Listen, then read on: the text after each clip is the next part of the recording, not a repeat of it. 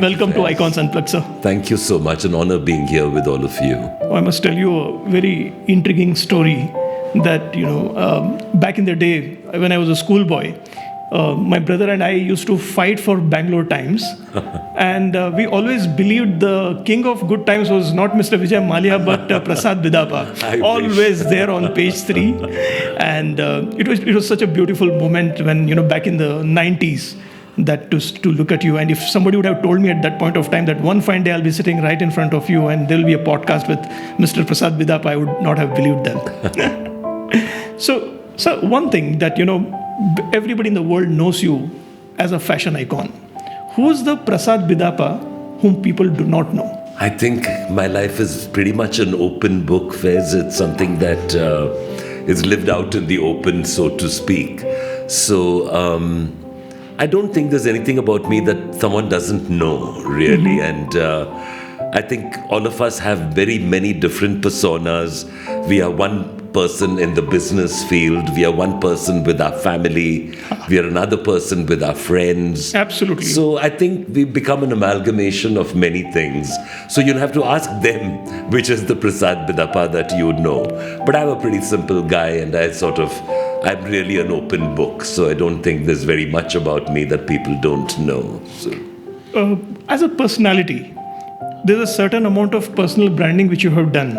And I think, it's very consistent across the 4 decades.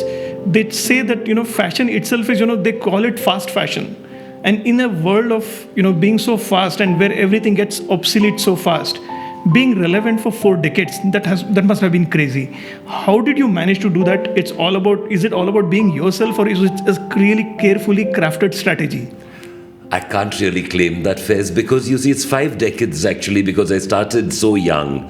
I must have been in college when I did my first fashion show, and it was at St. Joseph's College, and that's how I got into this whole business. And a young cousin of mine came and asked me whether I would help her college with putting together a few girls into showing them how to dance and model. That was Jyoti Nivas College, one of the most famous in Koramangala. From Koramangala. And I did it for them and realized I had some kind of a gift for it. So my own college, St. Joseph's at that time, said to me, well, if you're doing it for them, why can't you do it for us? Let's do this at the next talent round that we are doing. So I choreographed a show there. And then after college, I had moved to NID to study. And NID, I found myself in Mill City. It's where all the denim in the world was being produced by Arvind Mills and Ambuja and mills like that. So we approached them through NID, and I did one of my big shows, my first big shows in Ahmedabad at the Swimming Pool Club, if I'm not mistaken, for Arvind Denim. So I think you could be safely say that it is 50 years plus of working. So fantastic. So you would agree that if I had met you 20 years back, I might have been in Bollywood? Well, why not? It's still not too late. We have our model hunt coming up on the 5th of September. So about 10 days before that, the preparations will begin. We'll have the auditions. We've started getting a lot of entries, more than in fact, thousands of entries come from all over the country. But technically, the model hunt is particular to each city that it's held in. So at one point, we realized that a lot of girls and boys were coming from North India and from the Bombay districts and from everywhere. And then we would finish training them, and then they would go back to their respective cities, and suddenly we'd not have enough models to run our shows and things. So now we've tried to make it compulsory that we will come to every city. So please apply in your own city. Wonderful. Because we are trying to build up the model bank, on a per city basis. So this one, at the end of the day, people do come from far away too. I don't like to refuse them. And we do keep them on our books later too, but it becomes a little difficult if someone's come from, say, Patna in Bihar. There are boys and girls who come from Chhattisgarh now. Bihar is producing some of the best looking people in the world. So when they come from there, we try and oblige them, because those are cities that we may not do the model hunt in. You always been very biased towards Bangalore, and that's what I've really liked about you. I mean, no matter, I mean, I'm sure there were temptations to go to Mumbai or Delhi, but you've been stuck to your route, and people who listen to your Kannada would fall in love with you because, I mean, you are a pure Kurgi for that matter. So, this model hunt which you're talking about, how does it benefit each of these cities, or, does Bangalore still have a special place in the scheme of things? Well, I must say that we are the only model hunt in the entire country, if not the world, where we only choose models on merit. Brilliant. And the others charge a lot of money to train the models. But we are very focused because we know that many young models come from very middle class backgrounds and lower. They can't necessarily afford thousands of rupees in fees. So we just have no concept of charging them at all. But that allows me the freedom to choose only the best. Absolutely. And that's why the Prasad Bidapa model today is known all over the country as one of the best platforms, one of the best training grounds for models. And I'd like to keep it that way. Fantastic. You give India some of its best faces, like, for example, Deepika Padukone or Dino Moria, John Abraham, Jacqueline Fernandez. Is there any particular person whom you really are particularly proud of and you are like, amazed at what they have done? If there are names you would like to know more about them. I'm proud of all of them actually, Faiz, because they work so hard for it. I can claim credit for introducing them to the industry, for polishing them up a little bit and pointing them in the right direction. I'm very good at pointing people in the right direction. And that's one of the reasons why we stress on education. And very often I've told models that I'd like you to concentrate on finishing your degree or finishing your master's or whatever you want to do, because modeling is just a hobby, especially at the beginning. I'm glad you're saying this. We don't like to mislead young people into thinking that they're going to become superstars overnight, and that just because we've discovered them and trained them for a week does not mean that they can give up everything else. For us, we do a program called Mind, Body and Soul, which is a different program from the model hunt, which is open to everyone. It has nothing to do with only modeling. Because many people told me, we are not interested in becoming models, but we want to learn how a model presents themselves, how to dress, what about diet, what about health hacks, things like that. Etiquettes. So we do that as a paid-for program separately, and everyone is welcome to join that. But the model hunt per se, we will choose only those we feel truly have the potential to go forward in this business, because there's a lot of heartbreak involved. No doubt. And today I see model hunts and model searches coming up like mushrooms after a rain. And most of them have no background, neither are they models, neither are they really part of the fashion business. I'm not so sure what they're going to teach. It seems to be a big con game going on. And I've heard that they're charging 50,000 rupees, 1 lakh, 3 lakhs, all kinds of figures. And I just think to myself, what is the point really, You can't assure people of work. I mean, I can find the most beautiful faces in the world, but I cannot guarantee them work. That is up to the client, the brand, who's choosing the model. I can train them, present them at the best of their abilities, teach them lessons that they will never forget in their lives at all. But more than that, they have to really make the effort on their own. So take a Deepika or an Anushka, they worked really hard for it. I mean, Deepika is still working hard. She's sort of a very focused person. I met her through her dad, Prakash Padukone, who was very famous in his own right. And we'd meet at the Century Club in Cubbon Park. And I would be having appointments with my client, Dinesh Hinduja, early in the morning. And I'd see Deepika practicing on the badminton field. And I'd say, Prakash, why don't you let your daughter model? She's so pretty. And he said, no, she's focusing on badminton.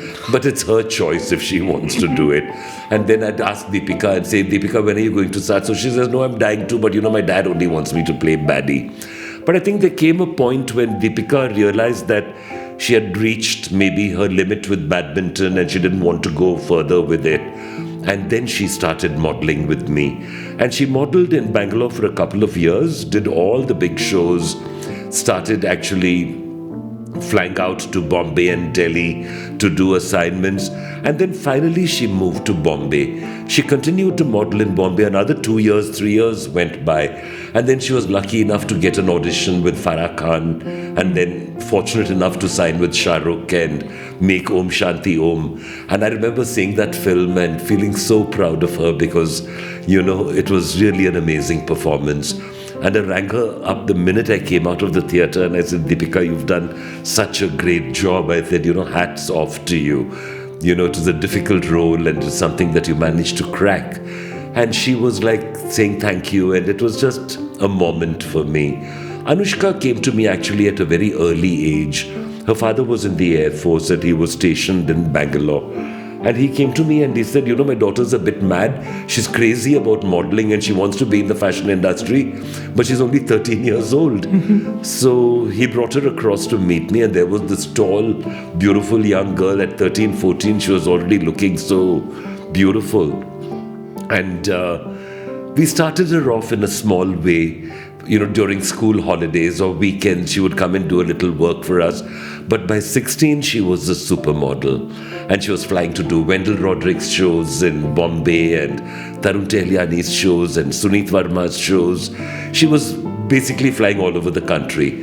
And then to her luck, she finished college in Bangalore, which of course we always insist on. And she was ready to move to Bombay, and her father in the army got a transfer to Bombay. Now that makes a huge difference. Deepika, for example, had no backing in Bombay. She had to live as a paying guest, really struggle for food, for everything. I mean, it's really a struggle. I mean, I don't have to tell you what Bombay is so like. It is a bitter and sort of a very difficult city. If it accepts you, it accepts you. But if it doesn't, you're just like garbage on the road, really. And to Anushka's luck, Dad and Mom moved into a beautiful bungalow with a lovely garden, and she was staying there. And just about 6 or 7 months after she started modeling in Mumbai, she went to a blind audition. She just walked into an audition, and she was number 250 or something in the list. And the next day, Yashraj called back and said that they would like to test her again. And then the tests went on, and then finally she signed Rab Ne Bana Di Jodi. And that was another great movie. And I'm so proud to see these girls. I've never acted in a movie myself, but I presume it must be one of the most difficult things in the world. What prevented you from it? Because to me, I think, Karan Johar is like a late entrant to this party. You spotted talents much earlier. I was focused so much on fashion, I really had no time for films. And I must say, I didn't care very much for the film industry and the stories you hear and the kind of influence you need. Of course, today you really have to be a nepo kid to break into the movies easily. For any ordinary young boy or girl, it's 10 times as difficult making a dent in the films. It's a bit unfair, but on the other hand, I sometimes think, well, the Tatas put their children into their business. The Ambanis are putting their children into the business.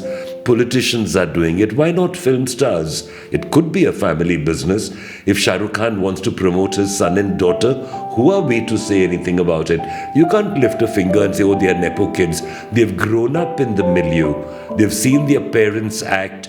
They've been part of the film fraternity for so long. It's better than going to an acting school. And for the clever ones, the Kapoors have done very well, making it a family business. It's the 4th or 5th generation going on right now. So I don't see it as nepo kids at all. They might get that break, but to prove themselves, you can either be Hrithik Roshan or you can be an Arjun Kapoor, So very true. It's sort of... everybody has to work hard for it. Even Amitabh Bachchan and Sachin Tendulkar cannot guarantee success for their children. Yes, of course, they can obviously give them a great launch pad, but after that, it's up to themselves to prove themselves. I mean, I understand that Abhishek Bachchan gave 9 flops in a row, but the directors and producers kept coming back to him. Because you see, the popular perception is that if you fit the boy into the right role, the father's fans will transfer to the son. True. So it was sort of interesting to see it happen. Though I myself felt that Abhishek was a very good actor. No doubt. I think that he had a certain sensitivity and a certain grip on the subject, which was very good. Maybe the material was wrong for him. The choice of films also matter. But then when he ultimately came back into films in a strong way, he did a good job of it. Like a guru. But unfortunately, I don't think anyone can come up to Mr. Bachchan's standards, senior It's a very standards. tough act to follow. Very hard act to follow. So you can hardly blame the boy, But when you spot a talent, when you spoke about Deepika Padukone or even Anushka, I mean, what do you actually look at in a person? Because looks can't be the only thing. There should be something which is a spark or something like that. So what is something which you actually spot in a person and contributes to its X factor? Well, let me say that if I find the basic looks, I'm happy to polish it and I'm happy to make the spark happen for them. Because Wonderful. sometimes it's not always there. Like there are many people who've never thought of themselves as being in the film industry and gotten into it completely by accident, without any great ambition to be there also. And it's the luck of the draw at the end of the day, more than anything else. I think it's got to be written in your naseeb, that you are born to be a star, you're born to be Shah Rukh Khan, you're born to become an Aishwarya Rai. And when Aishwarya and Sushmita did their first Miss India, I had already started working with Aishwarya a long time before that. Yes. She was already not a very popular model, but when I began with her, she was a junior model. And one of the first shows I did with her was for Namaste Leather in Mumbai, but it was a Bangalore brand. And Namaste had designed a beautiful leather sari for her. And we chose her to wear it and end the show, which did not sit very well with the other models because she was such a new girl. She was so new that even the makeup artists would pay no attention to her. And I remember taking Shobha Day backstage. Shobha had come to attend the Namaste show. And I took Shobha backstage to introduce her to Aishwarya because I said to her, there's this girl who's got a very perfect face and I'd like to know what you think about her. So I dragged Shobha off backstage. Shobha took one look at Aishwarya and said, she doesn't need makeup. She can go on exactly as she is. And that was an ultimate compliment because Fantastic. Aishwarya's beauty was transcendental. It was beyond description really because it just was there. The aura. It was just there. And she was a very shy, withdrawn kind of a girl. At the Miss India contest, she'd already been modeling for 2 or 3 years. Sushmita came in as a new entrant.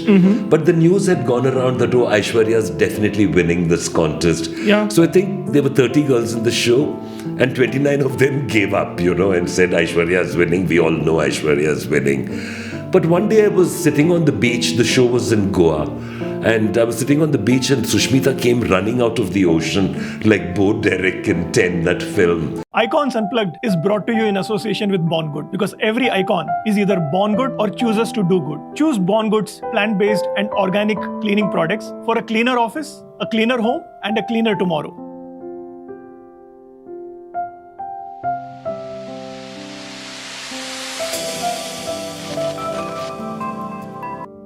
Wearing a little bikini and a little net skirt on top of it.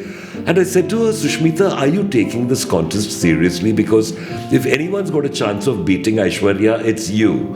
And Sushmita laughed, laugh. She's got that deep-throated She laugh. mentioned in one of her interviews as well. She mentioned it? Yeah. And she said, no, we all know that Aishwarya is going to win. I said, don't be silly and don't give up. Because if anyone's got a chance of beating Aishwarya, place in the top 3. You don't have to beat Aishwarya. You can be number 2 and still be in the top 3.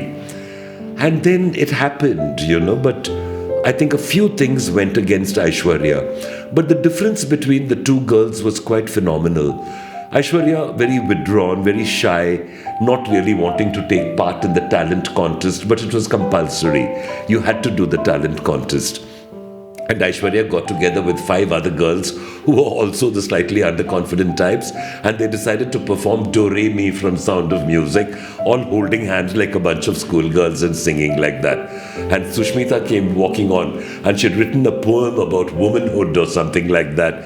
And she read in her ringing tones the whole poem and spoke about what it meant to be a woman in India. And for some reason, the crowd started booing her. I think they were just heckling, not booing really. And she said, I don't care what you all think, I'm going to finish my poem. And she finished it, That was the difference between them. That attitude makes a huge difference.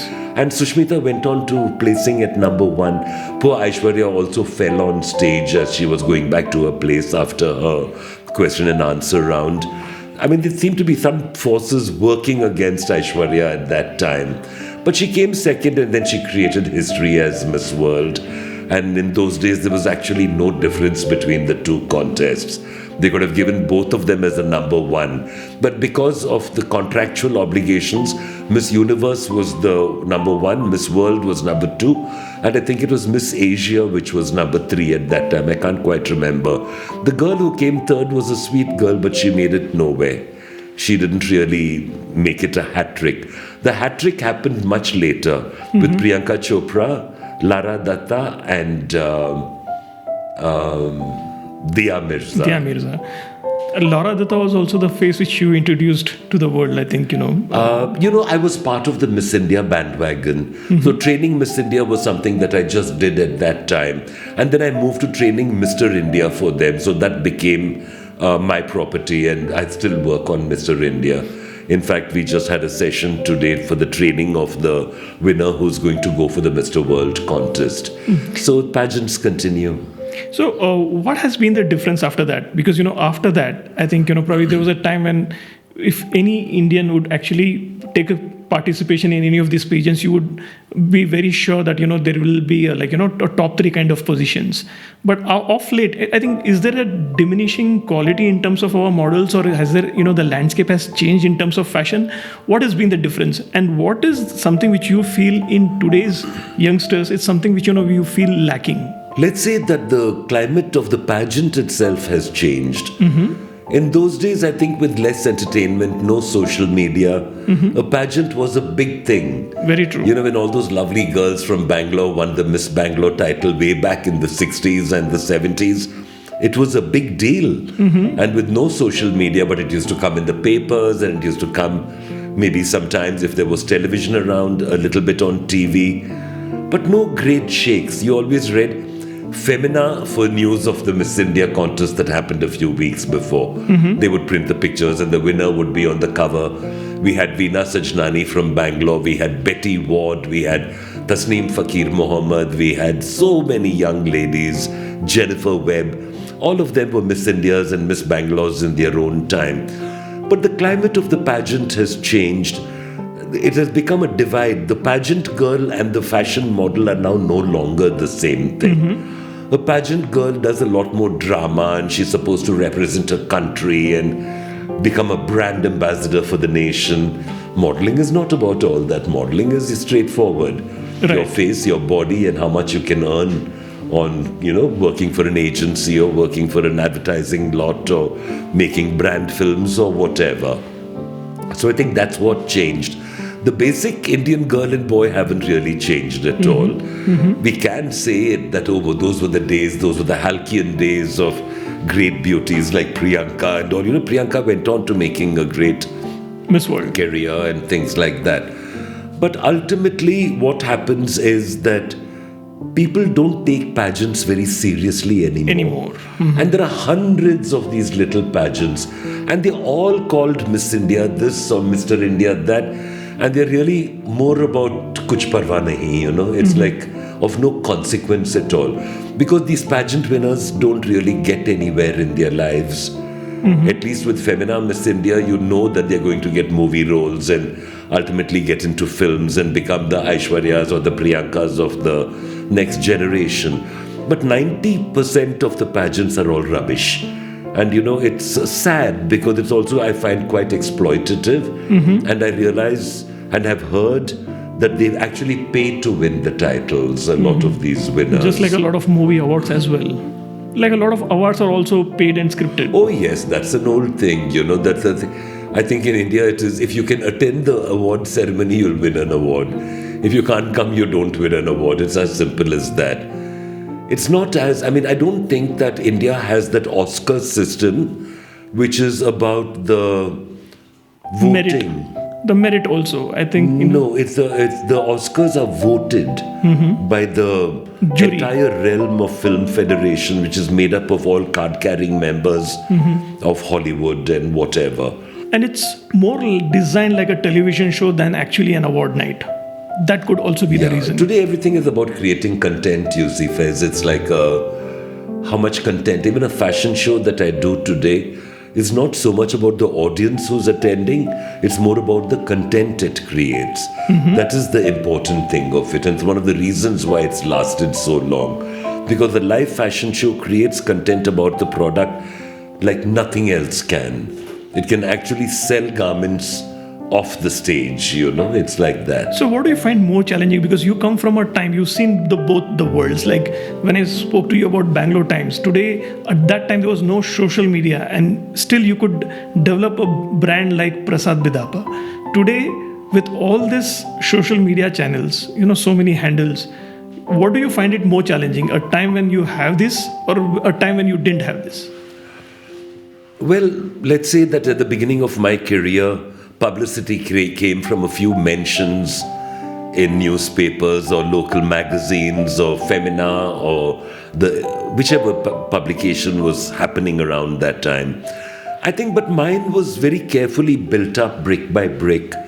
I began as a writer. I wrote for the Times of India when they first came to Bangalore, and there was no Bangalore Times in the beginning. That came later. And Deccan Herald was over there, whom I still write for. And so many publications like that. So it was literally one brick at a time. You wrote the article, you did a show, your photograph was taken and appeared somewhere. But there was a smaller audience maybe at that time. And not so many events, not so many pageants, not so many model hunts. So we were in a rarefied space. We had more focus, I think. I think it's more difficult now. There's a lot more competition, and social media has exploded beyond all reasoning. I understand that half the influencers with millions of followers don't even look like that in real life. They have filters, and they have makeup filters and hairstyle filters and voice filters and just about every filter to make you look your very best. Well, we didn't have all that, so what you saw was what you got. And now with AI, it is even more simpler for them to, change it according to. But again, on the other hand, it doesn't last as long. Yesterday's influencer today is nowhere. The influencer Zamana has actually passed because, they, I think, overdid it. And a lot of clients at one point in time, say maybe about 2 years ago, when it was at the height, they'd say, we must have at least 25 good influencers at this show. And we would do it. And then I would backtrack to see what effect it really had. Maybe 3 of them actually made an impact, not more than that.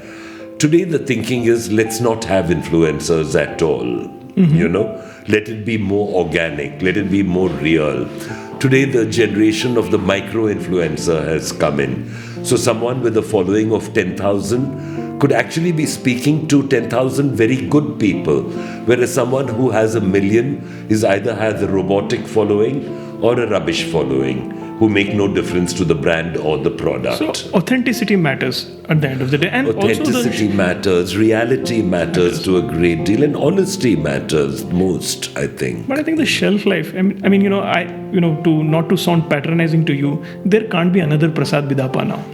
And also Shah Rukh has said in one of his interviews that we are the last of the superstars. So I think that whole generation where we could have a longer shelf life is something which is not going to, I think the world is going to change. Maybe also because attention span has shortened to this extent that someone could make a boy like Ori into a big star and then they disappear as quickly as they arrive.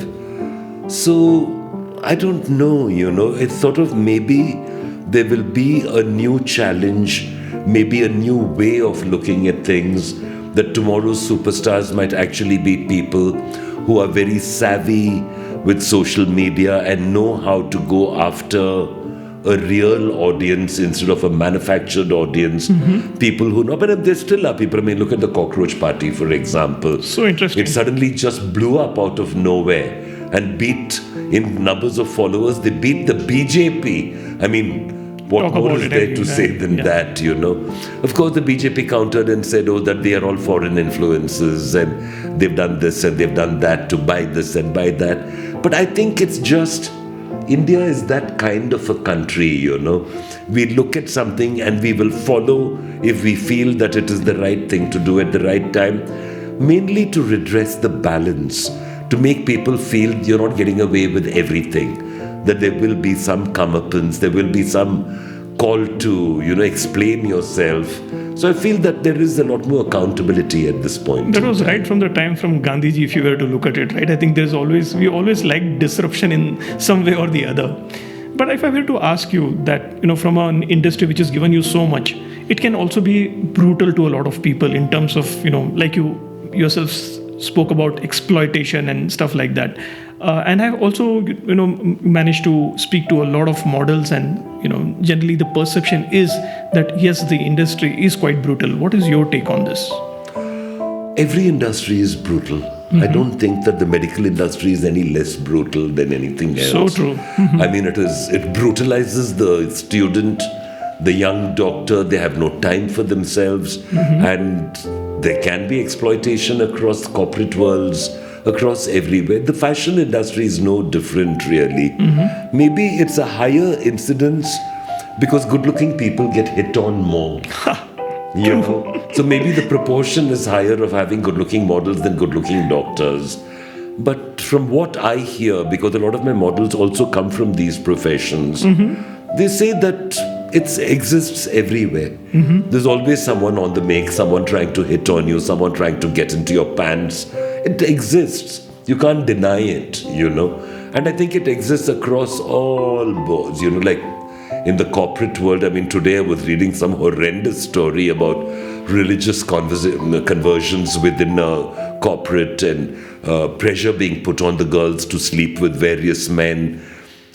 You know, I don't know what it is, but the world seems to be a very damaged place. You know, when you look at the kind of Jeffrey Epstein files, So and true. look at the level of exploitation, the level of corruption, and the that level of powerful people involved in it.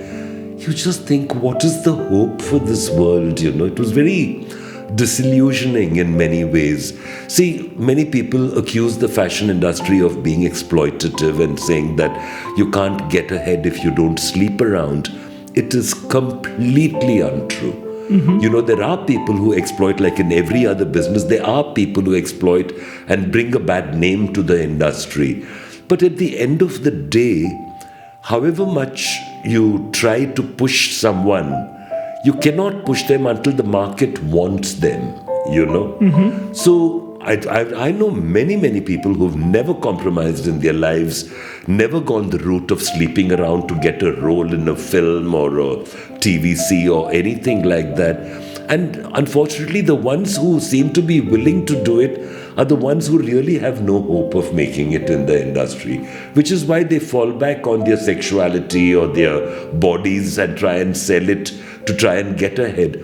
It really doesn't work that way, Faiz. It just doesn't. So this is, according to you, purely a personal journey. At the end of the day, the kind of ethics and values which you would have is what is going to take you ahead in life. Really, honestly, you know, like I've told girls to their faces, I said, you're on your way to Bombay, and Bombay is one of the most exploitative cities in the world. There'll be hundreds of people chasing you, wanting you to get into this and wanting you to get into escort services and things like that. Are you equipped to handle it? How will you handle it? We actually give them the tools to handle it with and say that, you know, there is something where you put your foot down and just say no. And say, no, I will go to those auditions. I will try my best to get through by my talent. And don't waste your life doing it. After a couple of years, if you feel you're getting nowhere, fall back on plan B. Because that is why we stress on education so much. I keep telling especially the boys, I say, listen, you have to have a job. You have to have a profession. You have to have a skill. This is just a sideline. It's a hobby. On the day you start making money or get your first film offer, then quit everything else, but not till then. And I'm happy to say that many of them follow my advice. Many, if not all, because when I take them through a grooming period, you see, we begin with the aspects of what kind of a human being are you? How do you deal with the world around you? So I ask a simple question like, how many of you all helped your moms this morning to make the bed or clean the kitchen? And like 2 hands out of 50 will go up. And I say, look, you've converted and turned your parent into a servant at the end of the day. And if you're that kind of a person, how would I even think of taking you and flying you to Delhi for a show, putting you in a 5-star hotel when you don't know how to keep your own room clean? Very true. You know, and Yes. these are the basic skills that we teach also.